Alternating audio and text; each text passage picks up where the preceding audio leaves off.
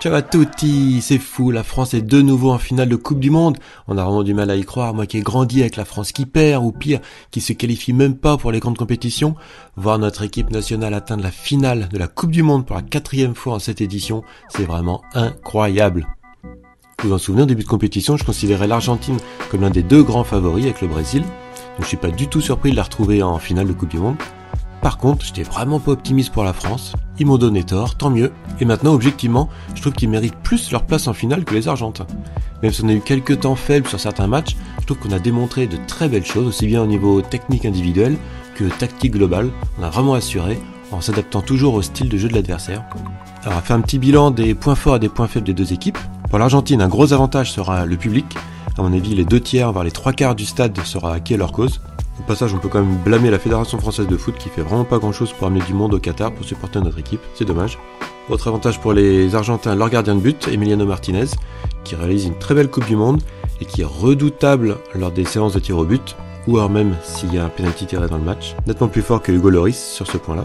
Et enfin, Lionel Messi, qui porte son équipe à bout de bras et qui peut s'avérer décisif à tout moment. Côté français, le gros avantage, c'est notre expérience et notre confiance. On est quand même champion du monde en titre et ça peut jouer. Deuxième point, les qualités individuelles. Alors certes, il y a Messi d'un côté, mais chez nous, il n'y a pas que Mbappé. On a Grisou, Rabiot, Tchouaméni, Hernandez, Dembélé, Giroud, qui peuvent tous s'avérer décisifs. Troisième point, et pas des moindres, on a gagné la dernière confrontation entre les deux équipes.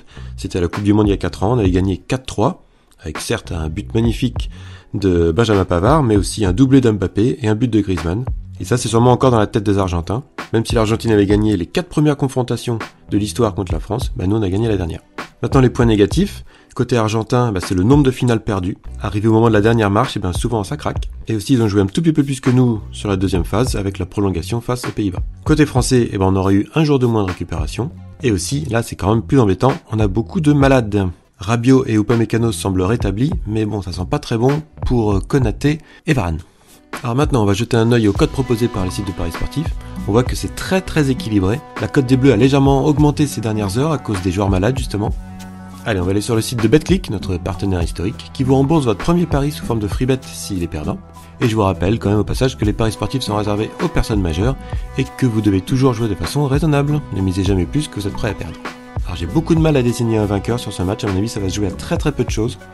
Objectivement, je trouve un peu plus d'éléments en faveur des Argentins, mais ce qui n'est pas le cas de la majorité des parieurs qui voient la France remporter le match. Personnellement, je préfère partir sur un pari qui me semble un peu plus safe, c'est-à-dire les deux équipes marquent. En effet, je vois une rencontre avec des buts.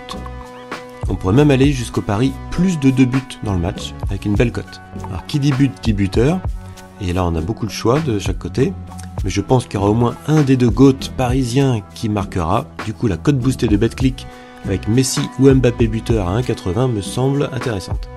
Et après en fun, je prends aussi Griezmann à la cote de 5. Il réalise une Coupe du Monde exceptionnelle. Pour moi, franchement, c'est le meilleur joueur de la Coupe du Monde. Il n'a pas encore beaucoup marqué. Là, ça pourrait être le bon moment. Allez, voilà, ça sera tout pour moi pour cette finale. En espérant que la 3e étoile sera brodée sur notre maillot dès demain. Ce serait énorme. Bonne finale à tous. Profitez bien. Ciao!